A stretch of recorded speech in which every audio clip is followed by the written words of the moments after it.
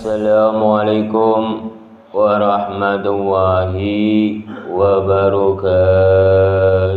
Waalaikumsalam warahmatullahi wabarakatuh. Alhamdulillahi rabbil alamin. Wa bihi nasta'inu ala umurina waddin.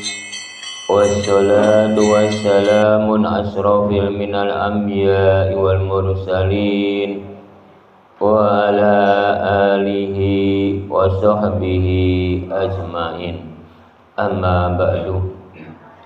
Para bapak dan para ibu dan para saudara-saudara yang saya hormati, para tokoh-tokoh masyarakat yang saya hormati, para alim ulama yang saya hormati, puji syukur alhamdulillah Allah telah melimpahkan rahmatnya dan hidayahnya kepada kita semua, dikasih kesehatan dan umur panjang sehingga kita bisa berkumpul, bertatap muka atau bermuajahah pada malam hari ini. Marilah kita bersama-sama bersolawat serta salam kepada junjungan Nabi kita Muhammad sallallahu alaihi wasallam. Marilah kita bersama-sama tingkatkan keimanan kita, ketakwaan kita kepada Allah Subhanahu wa taala. Marilah kita bersama-sama pada malam hari ini kita belajar pengausan pada malam hari ini. Karena kita semua ini hidup di dalam pelajaran-pelajaran. Umat manusia hidup di dalam dunia ini semuanya belajar. Tidak ada yang tidak belajar. Karena umat manusia di dalam dunia ini semuanya belajar tentang apapun. Tentang keahlian belajar, tentang politik belajar, tentang bermasyarakat belajar, tentang jamiah juga belajar. Pada malam hari ini kita semua ini hidup di dalam belajar. Pada malam hari ini di dalam pengausan bumi bakti, ini temanya yaitu adalah alif lam, alif nun, alif hu, lam lam. Ini sudah tercantum di dalam kitab Panceng Urip Sejatine Urip. Entar kata sambungnya yaitu ada di dalam kitab Nurjati, kitab Insan Hamil, dan kitab Sejati. Itu sembilan-sembilannya entar mengikuti di dalam tausiah-tausiah pada malam hari ini. Fokusnya yaitu di dalam kitab Panceng Urip Sejatine Urip.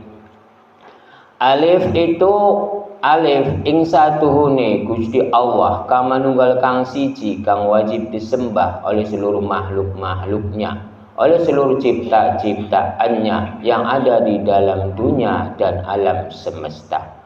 Lam itu jalan.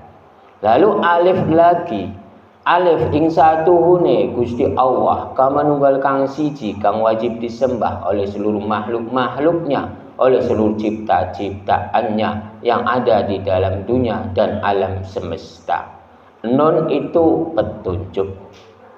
Lalu alif lagi, alif ing satuhune Gusti Allah kang manunggal kang siji kang wajib disembah oleh seluruh makhluk-makhluknya, oleh seluruh cipta-ciptaannya yang ada di dalam dunia dan alam semesta.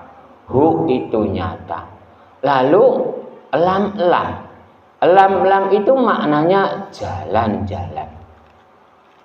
Jadi kita semua ini hidup di dalam perjalanan-perjalanan. Kita semua ini hidup karena Gusti. Jadi kita ini harus mengetahui tentang alif. Alif itu ing satuhune Gusti Allah kang manunggal kang siji, kang wajib disembah oleh seluruh makhluk-makhluknya, oleh seluruh cipta-ciptaannya yang ada di dalam dunia dan alam semesta. Jadi saya mau bertanya terhadap para jamaah tentang menyembah Gusti Allah itu bagaimana para jamaah? Kan bingung. Tentang menyembah Gusti Allah itu caranya bagaimana? Para jamaah ini bingung, nggak mengerti. Kalau umat manusia tahu tentang menyembah, karena alif iku ing satuhune Gusti Allah kang manunggal kang siji. Menyembah Gusti Allah kang manunggal kang siji itu caranya itu bagaimana? Caranya umat manusianya itu harus menyembahnya itu dalam urip. Bukan sholat 5 waktu, bukan ibadah. Jadi umat manusianya menyembah Gusti Allah kang manunggal kang siji kang wajib disembah itu bukan dengan sholatnya, bukan dengan ibadahnya. Karena umat manusia itu harus mengetahui tentang penyembahan. Karena umat manusianya itu kebanyakannya kalau beribadah Gusti untuknya, sholat untuk Gusti kebanyakannya. Tapi kalau di dalam kitab Pancorep Sejatine Urip, umat manusianya tentang ibadah itu menyembahnya ke dalam urip. Dalam urip itu apa para jamaah? Enggak tahu lagi. Padahal umat manusianya itu menyembah Gusti Allah itu dalam urip. Dalam urip itu adanya di hati, di pikiran. Umat manusianya bila ada hati dan pikiran, dipastikan bisa menyembah, dipastikan bisa memuji untuk Sang Pencipta, untuk Gusti Allah. Gusti Allah itu kang manunggal kang siji, yaitu Sang Pencipta. Tidak ada yang lain. Berarti umat manusianya itu menyembah Gusti Allah itu di dalam urip. Dalam uripnya itu ada di hati dan pikiran. Hati dan pikiran itu ada di mana para jamaah? Ada yang menjawab di diri umat manusia. Saya inginnya yang kompak dan yang jelas dan yang gamblang. Hati dan pikiran itu ada di mana para jamaah? Alhamdulillah ada di hati dan pikiran itu ada di diri umat manusia. Saya menginginkannya serempak lagi supaya ada meg-megnya. Karena bila meg itu bersemangat, kalau lentruk itu tidak bersemangat. Jadi umat manusianya itu hati dan pikiran itu ada di mana para jamaah? Alhamdulillah ada di diri umat manusia. Ada di diri umat manusia. Kalau rasa itu ada di mana para jamaah? Kalau rasa ada di diri umat manusia, kalau rasa juga ada di Sang Pencipta. Jadi kita semua ini hidup di dalam dunia ini karena Sang Pencipta. Karena rasa itu ada di diri umat manusia, ada di diri Sang Pencipta. Sang Penciptanya itu siapa para jamaah? Gusti Allah. Karena segala sesuatu itu semuanya yang memiliki rasa itu Gusti Allah. Yang memiliki rasa itu umat manusia. Sebabnya apa seperti itu para jamaah? Kan jawabannya bingung. Padahal sering berulang-ulang saya ucapkan. Karena di dalam alif jarei ing badane Gusti Allah tidak berbentuk, tidak berwujud, tapi nama tidak berwarna. Warnanya itu ada ing nama, namanya itu ada ing rasa, rasanya ada ing diri umat manusia. Diri umat manusianya itu ada ing Gustinya, rasanya. Berarti Gusti dan manusia itu sama, memiliki rasa. Karena Sang Pencipta merasakan, menciptakan makhluk. Lalu makhluknya merasakan diciptakan oleh Gusti. Berarti Gusti Allah dan manusia itu menyatu atau tidak para jamaah? Alhamdulillah jawabannya menyatu. Kalau para jamaah dan saya menyatu atau tidak para jamaah? Kok jawabannya tidak? Sebenarnya yang ceramah dan jamaah itu menyatu dalam satu jamiah. Tapi kalau jamaah dan yang ceramah menyatu tentang tubuh, ya mana mungkin? Karena apa? Sang Pencipta menciptakan makhluk namanya manusia.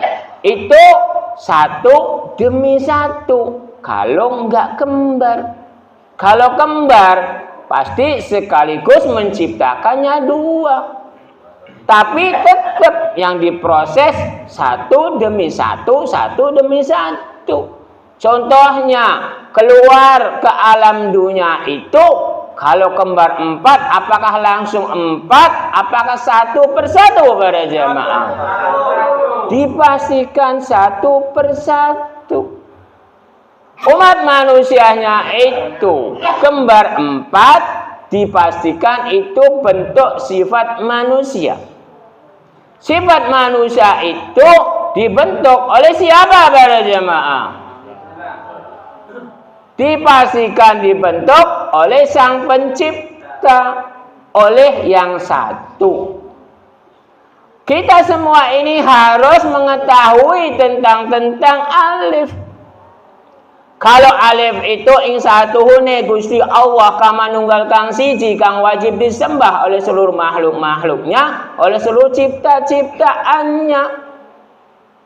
Karena umat manusianya udah dikasih tahu tentang penyembahan-penyembahannya, itu ada di mana para jamaah? Adanya di jalan urip. Jalan uripnya itu ada di hati lan pikiran. Hati lan pikiran ada di diri umat manusia. Umat manusianya memiliki rasa itu dari mana para jamaah? Yang merasakan, yang bisa ada itu umat manusia memiliki rasa oleh Sang Pencipta. Sang Pencipta memiliki rasa oleh umat manusia. Rasa apa itu para jamaah? Rasa menciptakan dan rasa diadakan. Jangan diciptakan. Kok Tuhan diciptakan bagaimana ya? Jadi umat manusianya itu rasa diciptakan oleh Sang Pencipta. Sang Pencipta itu rasa diadakan oleh umat manusia. Itu yang benar para jamaah. Jangan Sang Pencipta diciptakan. Menciptakannya bagaimana? Dirinya aja diciptakan, kok menciptakan Tuhan. Ya kalau Tuhan diciptakan berarti itu berwujud. Sang Pencipta itu diadakan, bukan diciptakan. Umat manusianya itu mengetahui tentang penyembahan-penyembahan terhadap Sang Pencipta itu bukan karena sholatnya, bukan karena ibadahnya. Penyembahan-penyembahan untuk Sang Pencipta, untuk Gusti Allah itu dalan urip. Dalan urip itu ke hati lan pikiran. Hati lan pikirannya ke umat manusia. Umat manusianya itu memiliki rasa. Rasa diciptakan oleh Sang Pencipta. Sang Penciptanya merasakan menciptakan makhluk. Berarti yang menyembah ke diri Gusti Allah, ke diri Sang Pencipta itu adalah hati lan pikiran. Hati lan pikirannya itu udah dikasih petunjuk di dalam enun. Enun itu petunjuk. Berarti umat manusianya menyembah Gusti Allah itu kelawan petunjuk. Kelawan petunjuknya itu apa para jamaah? Kok dalam petunjuk? Umat manusianya beribadah, menyembah Gusti Allah itu udah dikasih petunjuk. Petunjuknya itu dalan urip. Jangan petunjuk jalan. Lah kalau jalannya tidak hidup, tidak bergerak dalam hati dan pikirannya, apakah bisa menyembah Gusti Allah para jamaah? Dipastikan tidak. Berarti para jamaah ini bingungnya putar, jadinya ngelemot. Kalau ngelemotnya makanan, nikmat. Tapi ngelemotnya HP, bingung, aduh, ngeblank. Berarti jamaah ini sedang ngeblank. Jadi kita semua ini menyembah Gusti Allah itu kelawan dalan urip. Dalan urip itu udah ada petunjuknya. Yang bisa menyembah di diri Sang Pencipta atau Gusti Allah itu udah menunjukkannya terhadap umat manusia. Karena yang bisa menyembah itu adalah umat manusia. Umat manusianya udah merasakannya karena diciptakan. Lalu merasakan udah diciptakan, lalu hati dan pikirannya kelawan petunjuk lalu menyembah ke Gusti Allah. Ke Gusti Allah itu ke alif. Alif itu ing satuhune Gusti Allah kang manunggal kang siji kang wajib disembah oleh seluruh makhluk-makhluknya, oleh seluruh cipta-ciptaannya yang ada di dalam dunia. Ada enggak seorang satu hewan, tumbuh-tumbuhan atau sebangsa jin atau sebangsa malaikat bisa menyembah Gusti Allah atau Sang Pencipta para jamaah? Dipastikan tidak tahu. Kalau ada yang tahu wujudnya ke Gusti Allah itu siapa yang menyembah? Caranya bagaimana? Contohnya satu hewan menyembah Gusti Allah, caranya bagaimana? Dipastikan tidak tahu. Tumbuh-tumbuhan menyembah Gusti Allah atau Sang Pencipta, caranya bagaimana? Tidak tahu. Sebangsa jin tidak tahu, sebangsa malaikat tidak tahu. Bila umat manusianya menyatakan bahwa Sang Pencipta itu bisa disembah oleh malaikat, bisa disembah oleh sebangsa jin, bisa disembah oleh satu hewan dan tumbuh-tumbuhan, bila umat manusianya menyatakan seperti itu, berarti umat manusianya itu bohong besar bila mengetahuinya. Karena umat manusianya itu, sedangkan sebangsa jin dan sebangsa malaikat itu ada sekat-sekatnya. Apakah umat manusianya itu udah masuk ke sekat sebangsa jin? Apakah udah masuk ke sekat malaikat? Kalau satu hewan, kalau tumbuh-tumbuhan itu udah ada di depan mata. Tahu nggak tentang penyembahan atau pujian-pujian terhadap Sang Pencipta, satu hewan atau tumbuh-tumbuhan? Umat manusianya itu tidak ada yang tahu.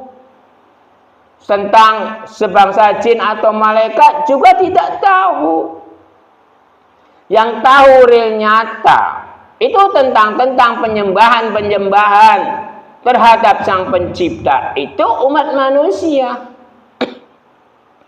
Umat manusianya menyembah Gusti Allah itu bukan tentang sholat, bukan tentang ibadah. Yang disembah oleh Sang Pencipta itu, menyembah ke Sang Pencipta itu umat manusianya, menyembahnya itu dalan urip. Dalan uripnya itu ada di hati lan pikiran. Hati lan pikirannya itu ada di diri umat manusia. Umat manusianya memiliki rasa. Rasa diciptakan, lalu dinyatakan di dalam hapasehu itu maknanya nyata. Lalu dinyatakan dengan rasa menyembah Gusti Allah itu bukan dengan sholat, bukan dengan ibadah. Tapi kebanyakan orang, ulama-ulama yang besar itu kebanyakannya menyembah Gusti Allah itu dengan sholat, menyembah Gusti Allah itu dengan ibadah. Berarti itu penafsiran seperti itu kurang pas dan kurang benar. Yang benar menyembah Gusti Allah atau Sang Pencipta itu dengan dalan urip. Dalan urip manusianya itu ada di hati lan pikiran. Hati lan pikirannya itu ada di diri umat manusia. Di diri umat manusia itu memiliki rasa. Lalu rasa itu dibuktikan, dinyatakan. Itu nyata maknanya. Umat manusianya menyembah Gusti Allah itu dinyatakan kelawan hati, kelawan pikiran, kelawan jasad, dan kelawan rasa. Karena Sang Pencipta itu memiliki rasa. Rasanya itu ada di mana para jamaah? Kok ada di diri umat manusia? Rasa Gusti Allah itu adanya di jalan-jalan. Benar tidak para jamaah? Para jamaah ini bingung.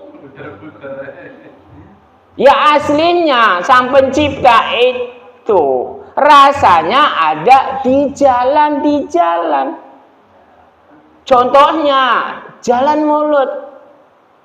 Contohnya jalan napas. Jalan napas itu ada rasanya tidak para jamaah? Jalan napas itu dari siapa para jamaah? Dari Sang Pencipta, dari Gusti Allah. Jalan mulut itu dari siapa para jamaah? Dari Sang Pencipta, dari Gusti Allah. Saya bilang rasa Gusti Allah itu adanya di jalan. Benar tidak para jamaah? Kok jawabannya benar?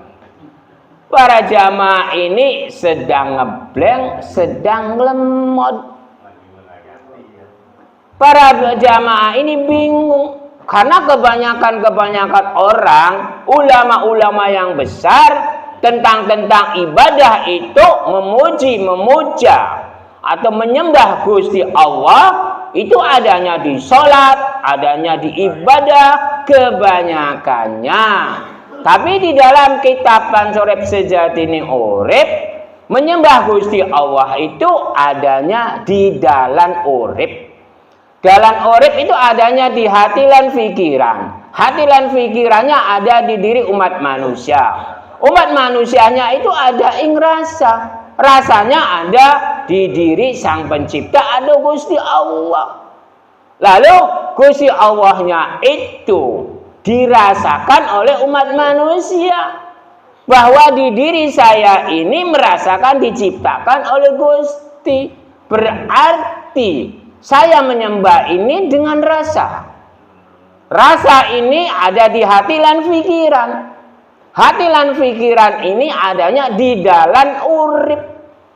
Dalam uripnya itu di dalam nun. Nun itu petunjuk. Udah ditunjukkan bahwa umat manusianya menyembah Gusti Allah itu adanya di dalam urip. Bila umat manusianya dalam mati, apakah bisa menyembah Gusti Allah para jemaah? Dipastikan tidak. Karena yang bisa menyembah Gusti Allah itu adalah dalam urip. Bila umat manusianya itu udah mati, ya nggak bisa apa-apa. Makan bisa tidak para jemaah? Dipastikan tidak. Permohonan bisa tidak para jemaah? Sama, kalau orang udah mati itu tidak bisa makan, tidak bisa bermohon. Cuman kebanyakan ulama-ulama yang besar, kebanyakannya khususnya orang-orang Islam, mengharapkannya syafaat-syafaat Nabi. Nabinya udah mati. Yang saya membingungkan seperti itu. Kalau orang yang udah mati itu berarti orang yang tidak bisa berbuat apa-apa. Karena umat manusianya itu, seorang nabi pun kalau udah mati nggak bisa apa-apa. Karena umat manusia di dalam dunia ini, khususnya orang Islam kebanyakannya memintanya, menginginkannya, yaitu syafaat-syafaat Nabi. Padahal syafaat-syafaat Nabi itu permohonan-permohonan. Kalau yang bisa bermohon itu orang yang masih hidup atau udah mati para jamaah? Dipastikan yang masih hidup. Karena umat manusianya tidak mengetahui tentang maknanya syafaat. Syafaat itu maknanya permohonan. Kalau orang yang udah mati, itu berarti amal ibadahnya udah terputus. Tidak bisa berbuat apa-apa. Tidak bisa membantu, tidak bisa bekerja, tidak bisa bermohon, tidak bisa bergerak. Kok diminta-minta oleh golongan-golongan ulama-ulama yang besar, yang saya membingungkan seperti itu. Titelnya ulama yang besar, tapi tidak mengetahui tentang maknanya syafaat. Syafaat itu maknanya permohonan. Bila orang yang bisa bermohon itu orang yang masih hidup. Bila orang yang udah mati, ya nggak bisa apa-apa. Saya contohkan. Ada seorang masyarakat meminta-minta terhadap seorang ulama, seorang kiai. Pak Kiai, anak saya mau masuk sekolah. Contohnya, supaya masuk, saya minta bantuan Pak Kiai. Ada masyarakat lagi yang meminta pertolongan terhadap Pak Kiai, menginginkannya anaknya masuk ke pabrik. Lalu anaknya yang masuk sekolah menginginkan diterima di sekolahan, lalu diterima. Lalu ada orang yang minta tolong anaknya supaya masuk pabrik, lalu diterima. Lalu masyarakat itu datang ke rumah Pak Kiai lagi. Alhamdulillah Pak Kiai, anak saya masuk, bisa diterima di sekolahan itu. Lalu ada yang datang lagi, alhamdulillah Pak Kiai, anak saya masuk di pabrik itu. Nah, kedua orang tua itu yang meminta bantuan terhadap Pak Kiai, dia bilang, Alhamdulillah Pak Kiai, dengan syafaatnya Pak Kiai, dengan doanya Pak Kiai, anak kita ini diterima.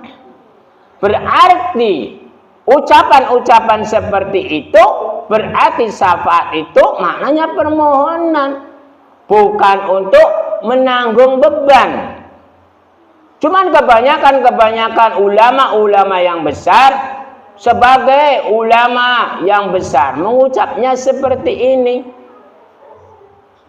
Kaumnya, umatnya, kanjeng Nabi Muhammad SAW itu entar besok ditanggung semua perbuatan-perbuatan kaumnya, umatnya, kanjeng Nabi Muhammad SAW.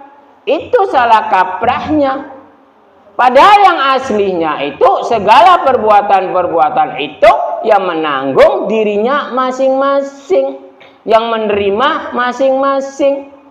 Kanjeng Nabi Muhammad SAW ini udah mati, tinggal menunggu balasan-balasan atas perbuatan-perbuatan ing alam dunianya. Kalau di dalam kitab Nurjati tergantung ing kawitannya perbuatan-perbuatan ing alam dunianya, antar pembalasan-pembalasan ing alam kuburnya atas perbuatan-perbuatan ing alam dunianya. Kanjeng Nabi Muhammad SAW itu menunggu balasan, bukan menunggu beban-beban perbuatan-perbuatan umatnya, pengikutnya. Benar atau tidak para jamaah? Alhamdulillah jawabannya benar. Para jamaah ini saya tanya lagi, sebabnya apa? Para jamaah itu jawabannya benar. Seorang nabi itu menunggu balasan-balasan atas perbuatan-perbuatannya. Sebabnya apa para jamaah? Alhamdulillah ada jamaah yang memorinya sedang normal, nggak ngelemot lagi, bisa menjawab. Karena nabinya udah mati. Kalau orang yang udah mati itu nggak bisa apa-apa, tinggal menunggu balasan-balasan atas perbuatan-perbuatannya. Kita semua ini hidup di dalam lam, itu maknanya jalan, lam lagi maknanya jalan. Karena temanya itu alif lam, alif nun, alif hu, lam lam. Jadi kita bahas semua. Lam itu maknanya jalan, lam lagi maknanya jalan. Umat manusianya itu jalan hidup itu ada berapa para jamaah? Jalan hidup itu ada sesepuh. Kita menjawabnya jalan hidup itu ada dua. Jadi saya mau bertanya, bisa menjawab jalannya dua itu apa-apa para jamaah?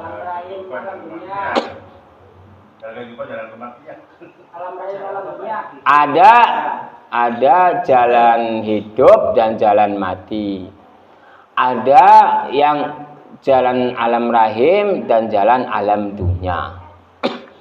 Itu semuanya benar. Semuanya benar. Cuman ada versi-versinya. Kalau versi kan saya bilangnya jalan hidup. Kalau jalan hidup pasti ada dua.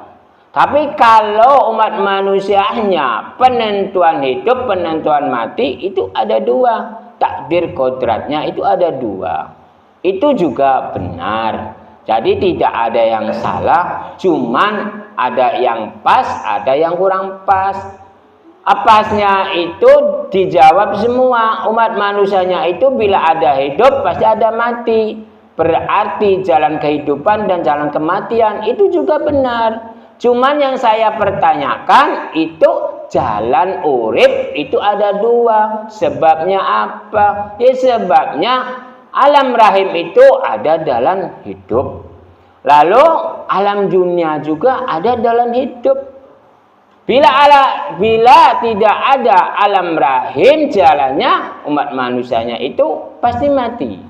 Bila alam dunianya tidak ada jalan, itu pasti mati.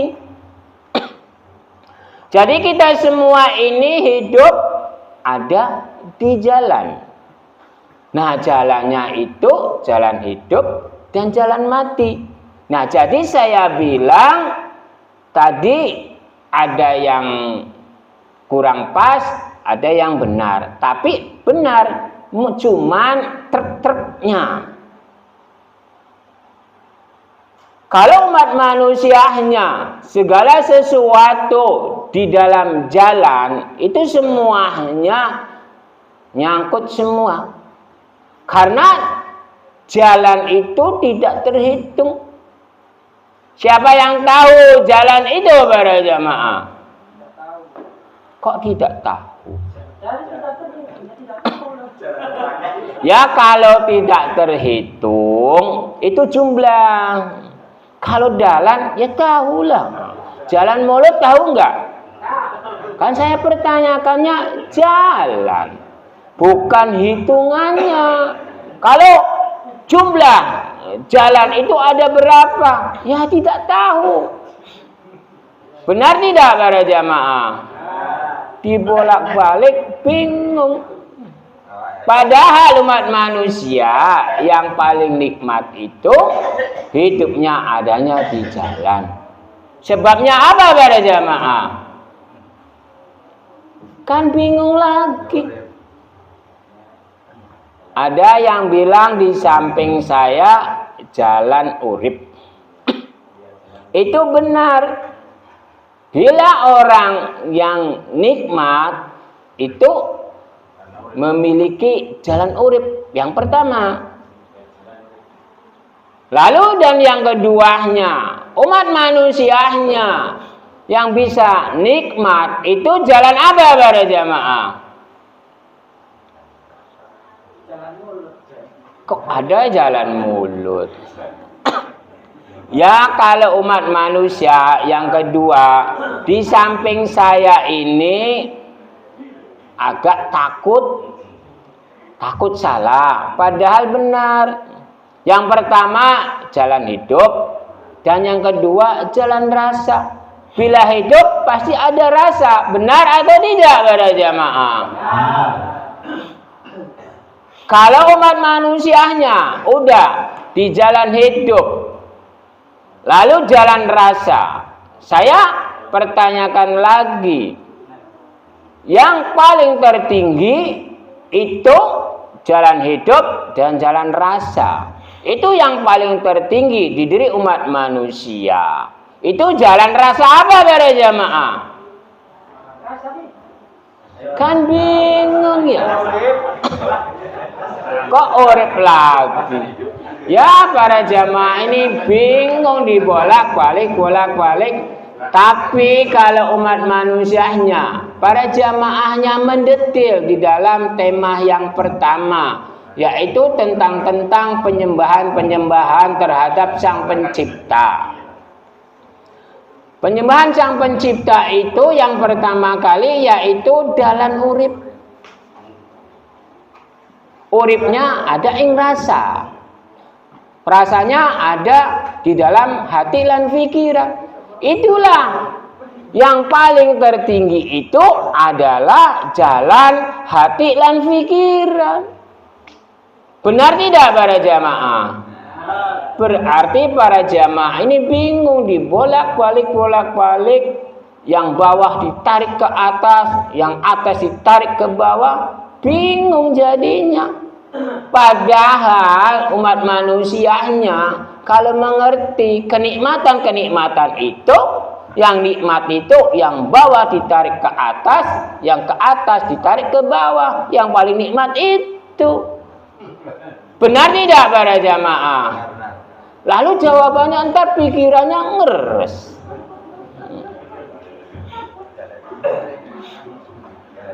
Contohnya kalau umat manusianya yang bawah itu ditaruh ke atas, lalu yang atas ditaruh ke bawah.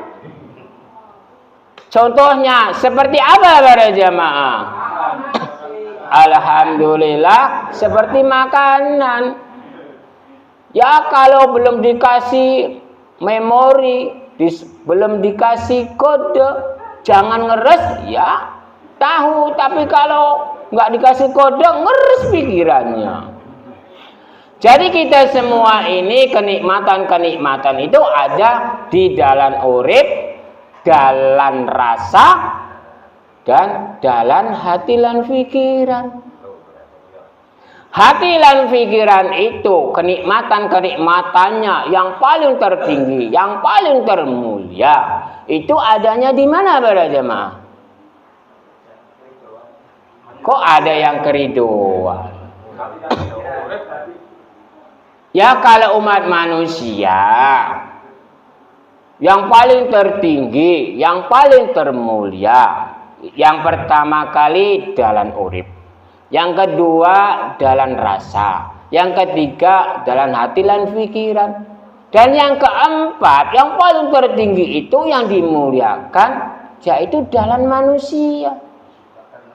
Benar tidak para jamaah? Karena segala sesuatu kemuliaan itu ada di diri umat manusia, di dalam umat manusia. Karena umat manusianya itu dimuliakan oleh Gusti. Lalu dalamnya juga yang paling mulia itu dalam manusia. Benar atau tidak para jamaah? Benarnya seperti apa? Kan bingung. Ya kalau dalam umat manusianya itu banyak. Karena bisa dimuliakan oleh Sang Pencipta. Yaitu dalam alam rahim. Karena dalam alam rahim itu siapapun tidak bisa mengalahkannya. Karena apa para jamaah? Ya kalau dalam alam rahim itu tempatnya turunan. Kan tidak ada yang mengalahkan. Kalau memiliki turunan yang banyak, itu tidak terkalahkan. Benar atau tidak para jamaah? Kita semua ini turunan dari Nabi Adam alaihissalam dan Siti Hawa. Turunan Nabi Adam dan Siti Hawa itu tidak terhitung. Berarti dalam umat manusianya itu yang paling termulia itu adalah dalam alam rahim. Karena umat manusianya itu hidupnya yang pertama kali itu di alam rahim. Bukan ke alam dunia. Lalu yang keduanya, umat manusianya hidupnya di mana para jamaah? Alhamdulillah, itu pun udah dikasih tahu, udah bisa menjawab. Kalau nggak dikasih tahu, ya nggak bisa menjawab. Karena umat manusianya itu jalan yang mulia, yang paling termulia itu adalah dalam alam rahim. Lalu yang kedua, jalannya ke alam dunia. Sebabnya apa? Ke alam rahim jalan yang termulia, lalu dalam alam dunia enggak termulia para jamaah. Kok ada yang masih suci? Ya kalau alam rahim itu tidak ada yang suci. Yang suci itu perbuatan-perbuatan. Kita semua ini hidup di dalam alam rahim yang pertama, dan yang kedua itu dalam alam dunia itu bisa tidak termulia itu karena kalau umat manusianya udah lahir ke alam dunia, entar perbuatan-perbuatannya itu tidak terhitung. Ada yang abang, ada yang hijau, ada yang kuning, ada yang biru, segala pun bisa. Kalau umat manusianya udah terlahir di dalam dunia, Lalu di dalam perjalanan-perjalanannya, yang baru lahir itu suci semua. Karena umat manusianya di dalam kesucian-kesucian itu. Di dalam kitab insan hamil, insan itu manusia, hamil kamu suci. Yang suci itu adalah perbuatan. Karena si jabang bayi itu belum bisa berbuat. Hanya berbuatnya, bisanya seperti itu. Karena di dalam huruf to jabar to dan huruf to. To itu maknanya ing dalam, to jabar to maknanya penjelasannya. Gusti Allah telah menerangkan di dalam umat manusia. Umat manusianya itu lahir ke alam dunia ini. Lalu mengucapnya oa itu, ya Allah, ya Allah, ya Allah. Karena di dalam huruf to itu maknanya ing dalam.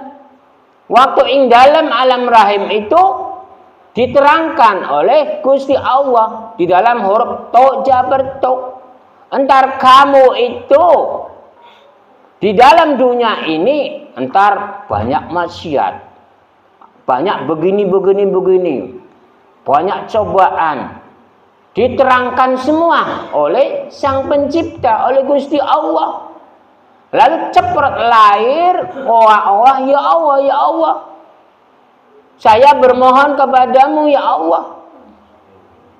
Permohonan Sang Pencipta itu, umat manusianya baru lahir itu mengucap terhadap Sang Pencipta, permohonannya itu permohonannya terhadap Sang Pencipta, itu, ya Allah, ya Allah, aku bermohon kepadamu, ya Allah. Karena udah dijelaskan di dalam alam rahim. Atau itu maknanya ing dalam, to jabar to penjelasannya udah dijelaskan semua bahwa umat manusianya itu entar serakah, entar begini, semuanya bisa dimakan. Itu di dalam kitab Pancarorib dan kitab Insan Hamil menerangkan seperti itu. Umat manusianya telah lahir di dalam dunia itu, entar seluruh isi alam dunia ini entar bisa dimakan oleh umat manusia. Batu bisa dimakan, kegunungan bisa dimakan, alas belantara bisa dimakan, besi bisa dimakan, satu hewan bisa dimakan. Semuanya itu bisa dimakan. Gas bumi, lautan, alas belantara, semuanya bisa dimakan oleh umat manusia. Berarti umat manusianya bila udah lahir di dalam dunia ini orang-orang yang serakah. Makhluk yang paling serakah itu umat manusia. Bukan satu hewan, bukan tumbuh-tumbuhan. Kalau tumbuh-tumbuhan hanya menginginkan hidup. Kalau satu hewan menginginkannya hanya makan. Tapi kalau umat manusia, ya keinginannya banyak. Istri satu, inginnya 4. Benar tidak para jamaah? Itu keinginan-keinginan umat manusia. Udah memiliki harta yang banyak, udah memiliki kendaraan yang banyak, menginginkan lagi. Itulah umat manusia. Udah takdir kodratnya seperti itu. Karena umat manusianya itu di dalam lam itu jalan, lam itu jalan. Berarti umat manusianya itu hidupnya di jalan, jalan hidup dan jalan mati. Karena segala sesuatu umat manusianya itu hidupnya di jalan, matinya di jalan. Jalan hidup dan jalan mati. Kalau saya nggak terangkan, ntar bingung. Ntar kalau saya pertanyakan, umat manusianya itu bisa hidup di jalan, bisa mati di jalan. Sebabnya apa? Pasti bingung. Jadi saya mau bertanyakan terhadap para jamaah. Bila jamaahnya bisa menjawab berarti bagus, saya nilai 100. Sebabnya apa? Para jamaah ini saya pertanyakan supaya mengerti. Saya ceramah ini terus-menerus pertanyakan supaya mengerti, supaya paham, supaya ada wawasan. Kalau nggak ada pertanyaan-pertanyaan, ntar nggak ada wawasan. Umat manusianya ini hidup ada di jalan, mati ada di jalan. Sebabnya apa para jamaah? Kok giliran? Ada yang giliran hidup, giliran mati. Ya jawabannya itu tidak pas, tidak real.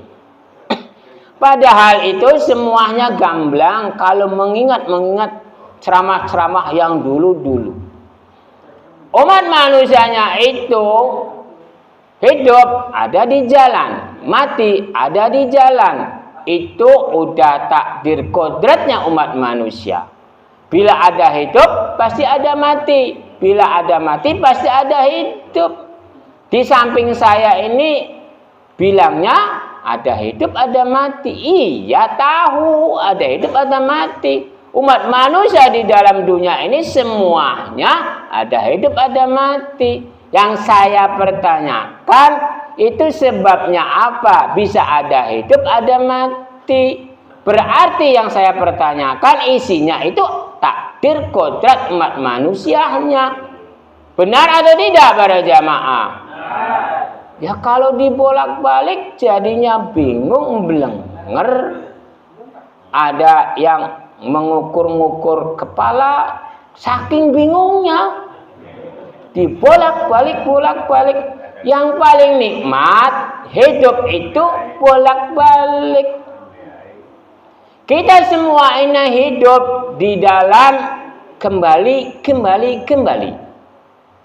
Kenikmatan umat manusianya itu adanya di kembali. Bila saya ceramah seperti ini, bolak-balik itu kenikmatan. Karena udah takdir kodratnya umat manusianya itu kembali. Jadi saya mau bertanya terhadap para jamaah. Kenikmatan umat manusia itu adanya di kembali. Sebabnya apa para jamaah? Kan bingung jawabannya. Padahal mudah. Karena umat manusianya itu adanya di jalan. Umat manusianya itu hidup adanya di jalan, mati adanya di jalan. Kenikmatan umat manusia hidup itu adanya di kembali.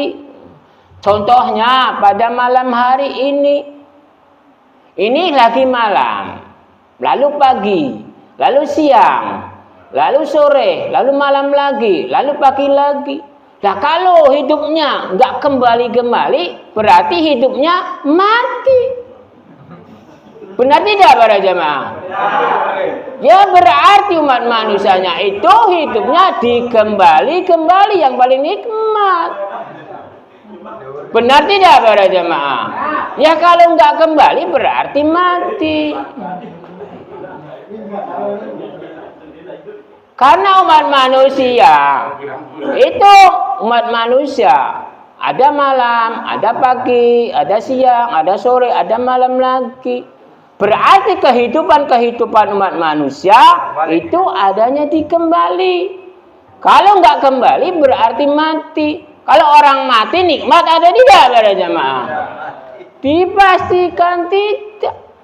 Kenikmatan umat manusia itu adanya di masa hidup. Kalau orang yang udah mati, ya nggak merasakan apa-apa. Nggak merasakan kenikmatan, nggak merasakan kesengsaraan. Karena Sebabnya apa? Orang mati itu tidak merasakan apa-apa para jamaah. Ada yang jawab ditinggalkan roh. Ya kalau orang mati itu dipastikan tidak memiliki rasa, tidak memiliki roh, tidak memiliki hati dan pikiran. Dipastikan lalu tidak memiliki hidup. Berarti keempat-empatnya itu keluar dari dirinya. Karena umat manusianya itu bisa terbentuk itu karena angka 4. Benar atau tidak para jamaah? Lalu yang menciptakan itu angka 1. Berarti sang pencipta itu lebih tinggi dari angka 4. Cuman kebanyakan orang kalau angka 1 dan angka 4 kebanyakan nilainya tingginya 4. Itu kebodohan orang. Tapi orang yang kalau pintar, kalau nomor 1 itu yang paling tertinggi. Yang paling tinggi, tidak ada lawannya nomor 1 itu. Tapi kalau di ujian-ujian sekolah, itu kebanyakannya kalau nomor 1 jelek. Nah kalau nomor 10 bagus, itu ya kurang pas. Padahal nilai yang paling tinggi itu ada nomor 1. Nomor 10 itu jelek. Kalau di kitab saya. Karena manusia itu diadakan oleh Gusti Allah. Nomor 1. Lalu kembali ke Gustinya, berarti tidak ada. Berarti yang kurang baik itu orang yang udah tidak ada. Benar tidak para jamaah? Berarti yang paling tertinggi nomor 1, bukan nomor 4. Gusti Allah menciptakan makhluk itu di angka 4. Sifat manusia, bentuk manusia itu di angka 4. 4 bulan itu pas bentuk manusia nih. Kalau bahasa Cirebon. Lalu yang membuat itu sang pencipta nomor 1. Lalu dikasih roh itu 1 atau 2 para jamaah? Dipastikan 1. Kalau udah dikasih tahu. Kalau nggak dikasih tahu, ya nggak mungkin tahu. Karena segala sesuatu umat manusia bisa hidup itu dari angka 1, bukan angka 4, bukan angka 10. Yang paling bagus itu angka 1. Angka 10 itu jelek. Karena sang pencipta itu menciptakan makhluk namanya manusia. Itu 1 diciptakannya. Kalau dikasih 0 berarti 10. Berarti ditarik lagi oleh sang pencipta, ditiadakan 0. Berarti umat manusianya itu jelek. Nasibnya kita semua ini hidup di dalam angka 1.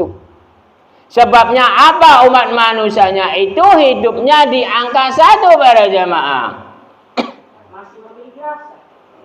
Ada yang masih memiliki rasa.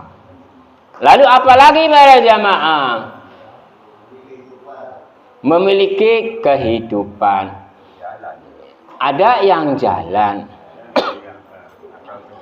Umat manusianya itu yang paling tertinggi, yang paling nikmat itu adalah angka 1.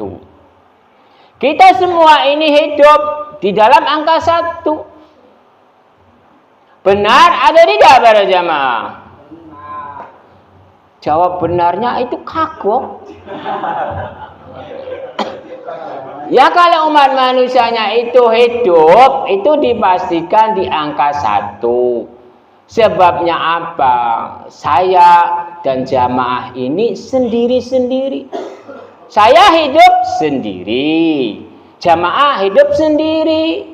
Berarti kenikmatan-kenikmatan itu di angka 1. Benar atau tidak para jamaah?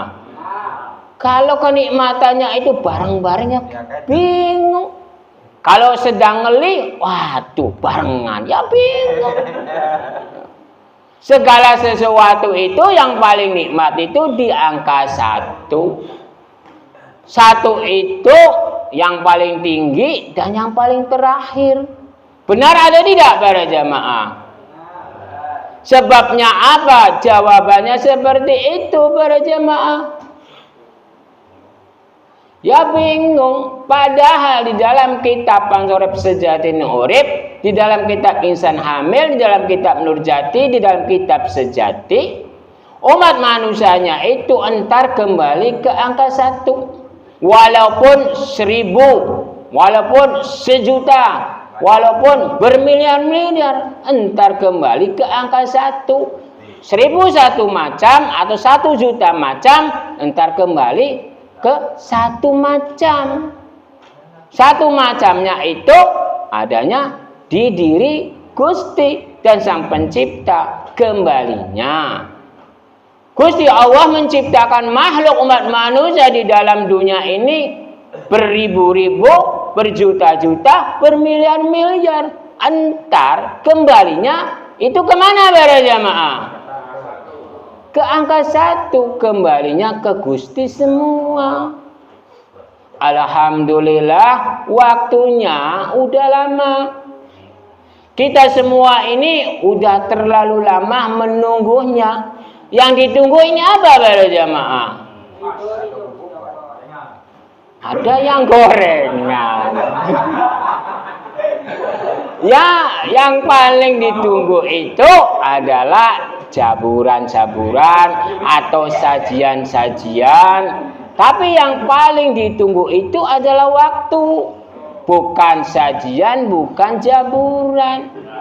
Ya kalau udah waktunya, jaburannya pasti dimakan. Sajiannya pasti dimakan. Kalau belum waktunya, apakah bisa dimakan para jamaah? Dipastikan tidak.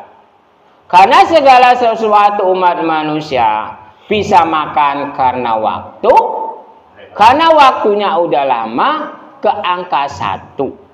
Satunya ini jam 10.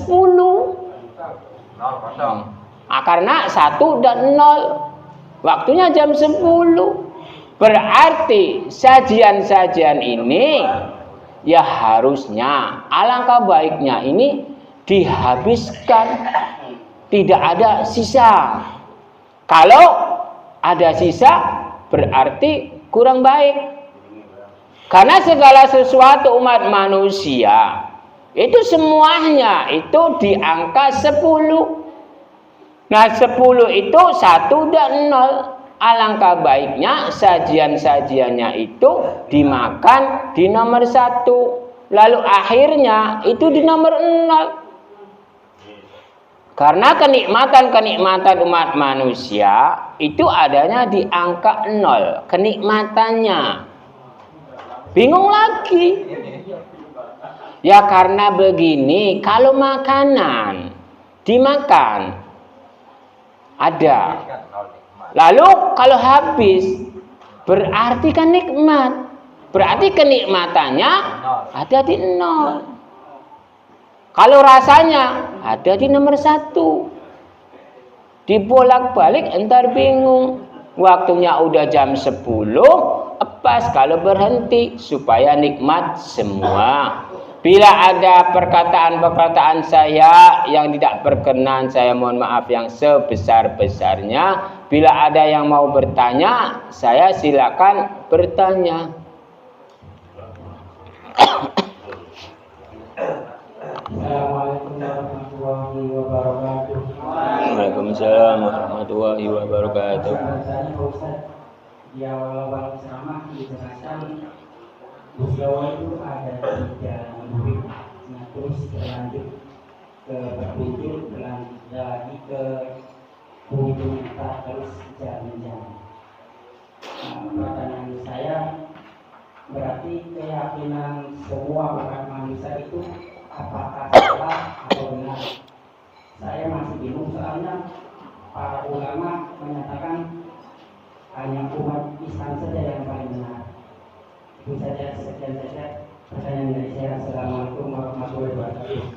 Waalaikumsalam warahmatullahi wabarakatuh. Ini pertanyaannya tingkat tinggi. Karena segala sesuatu umat manusia tentang keyakinan, tentang penyembahan terhadap Sang Pencipta. Tadi saya awal-awal menerangkan penyembahan terhadap Sang Pencipta, terhadap Gusti Allah itu dalan urip. Tapi kebanyakan orang tentang penyembahan itu terhadap Gusti Allah atau Sang Pencipta itu adanya di sholat atau ibadah. Tapi di kitab saya, kitab Pancorep Sejati Ni Urip, kitab Insan Hamil, kitab Nur Jati, dan kitab Sejati menyatakannya penyembahan terhadap Sang Pencipta, terhadap Gusti Allah itu dalan urip. Kalau nggak urip, nggak mungkin bisa. Lalu umat manusianya bisa hidup, bisa urip karena hati dan pikiran. Bila umat manusianya hati dan pikirannya tidak menggerakkan, apakah bisa bergerak? Dipastikan tidak bisa bergerak. Contohnya para jamaah dari rumah ke sini yang menggerakkan itu dalam urip dan hati dan pikiran dan roh. Bila umat manusianya tidak memiliki roh, tidak memiliki hati dan pikiran, tidak ada dalam uripnya, mana mungkin sampai ke tempat ini. Lalu dilanjutkan dengan rasa. Umat manusia itu dipastikan bila ada dalam uripnya, bila ada hati dan pikirannya, bila ada rasanya, berarti hiduplah umat manusianya itu. Karena rasa, hati dan pikiran dan dalam urip itu harus menyatu, keempat itu. Karena urip itu roh, yang menggerakkan itu adalah hati dan pikiran. Karena hidup umat manusia karena roh, yang menggerakkan umat manusia itu karena hati dan pikiran. Bila roh dan hati dan pikiran umat manusia itu pasti hidup, pasti bisa bergerak. Bergeraknya dengan rasa. Rasanya itu ada di diri umat manusia. Rasanya itu ada di diri Sang Pencipta. Karena umat manusianya itu udah diciptakan oleh Gusti. Gusti diciptakan oleh umat manusia, manusia diciptakan oleh Gusti. Entar saya bilang seperti ini sesat, bingungnya seperti itu. Kalau orang-orang Islam yang nggak paham. Karena begini, Gusti diciptakan oleh umat manusia diciptakan oleh Gusti. Jadi saya mau bertanya terhadap para jamaah. Para jamaah itu merasakan tidak diciptakan oleh Gusti para jamaah? Merasakan. Lalu Gusti itu diadakan oleh siapa para jamaah? Merasakan tidak para jamaah? Dipastikan merasakan. Jadi tentang keyakinan para ulama ya jangan didengarkan. Karena penentuan keyakinan itu bukan kata ulamanya, bukan kata kiainya, bukan kata ustadznya, bukan kata buya-buyanya, atau habaibnya, atau para kuskusnya, atau para imamnya. Tentang keyakinan itu adanya di hati dan pikiran kita, bukan kata ulama. Benar atau tidak para jamaah? Jadi tentang keyakinan itu ada di diri kita. Karena umat manusianya itu memiliki keyakinan semua. Tergantung umat manusianya yakinnya di mana. Kita semua ini hidup yakinnya itu yang pertama kali terhadap Sang Pencipta. Keyakinannya itu ada di mana para jamaah? Kok ada hati dan pikiran? Keyakinannya itu ada ing rasa. Rasanya ada di hati dan pikiran. Hati dan pikirannya itu lalu dilanjutkan ke Sang Pencipta. Karena saya dirasakan hati lan pikiran kita ini diciptakan oleh Gusti, merasakannya. Lalu yang menggerakkan hati lan pikiran lalu diucapkan, itu umat manusia merasakannya diciptakan oleh Gusti. Jadi yang pertama kali itu rasa, hati lan pikiran. Padahal itu roh, hati lan pikiran itu harus tidak bisa terpisahkan, menyatu. Hati, pikiran, rasa. Lah rasa itu rasa hidup, roh itu rasa hidup. Kalau hati dan pikirannya terpisah, umat manusianya itu tidak bisa apa-apa. Kalau umat manusianya itu hati dan pikirannya menyatu dengan rasa hidup, bisa bergerak, bisa berbuat apa-apa, bisa mengucap bahwa saya ini diciptakan oleh Gusti, bahwa Gusti itu adanya oleh apa para jamaah? Alhamdulillah oleh rasa. Rasa-rasanya udah lama sekali. Jadi saya cukupkan saja tausiah-tausiahnya pada malam hari ini. Saya lanjutkan dengan doa. Saya mohon maaf bila ada perkataan-perkataan saya yang kurang pas dan kurang benar. Saya ini umat manusia. Bila ada perkataan saya bermanfaat, syukur alhamdulillah. Bila kurang bermanfaat, namanya saya juga manusia. Manusia itu ada kelebihan, ada kekurangan, ada kehilafan. Jadi saya mohon maaf yang sebesar-besarnya. Bismillahirrahmanirrahim. Allahumma sholli wa sallim ala sayyidina wa habibina wa syafiina wa karimina wa dukhrina mana Muhammad wa sallim arja wa baraka wa ta'ala wa surasil azman. Bismillahirrahmanirrahim. Ya Allah ya hayyu qayyum ya alim ya adim ya rabbal alamin qayyum ya razuqu masya'al quwa ilahi anta mahsudi wa ruduka malumi wa fawda amri ila Allah la ilaha illa anta subhanaka inni kuntu minadh dhalimin la ilaha illa anta subhanaka inni kuntu minadh dhalimin la ilaha illa anta subhanaka inni kuntu minadh dhalimin. A'udzu bikalimatillahi tammati min syarri ma khalaq. A'udzu bikalimatillahi tammati min syarri ma khalaq. A'udzu bikalimatillahi tammati min syarri ma khalaq. Wa khususan para jamaah wa umurina wa salamati berarti berizkilah wa umurina wa salamati berarti berizkilah wa umurina wa salamati berarti berizkilah wa sallallahu ala sayyidina Muhammad wa ala alihi washabihi wasallam. Subhana rabbika rabbil izzati amma yasifun wa salamun alal mursalin. Al-Fatihah.